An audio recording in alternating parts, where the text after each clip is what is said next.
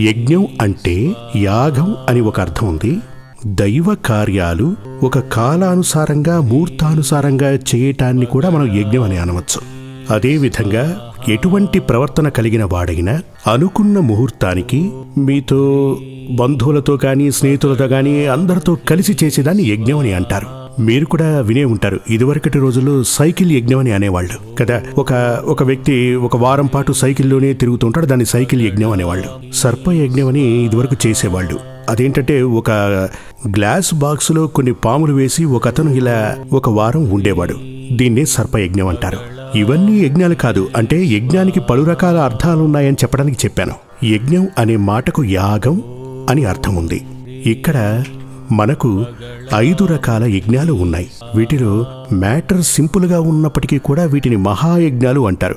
ఎందుకని మహాయజ్ఞాలు అన్నారు అంటే వాటి ద్వారా లభించే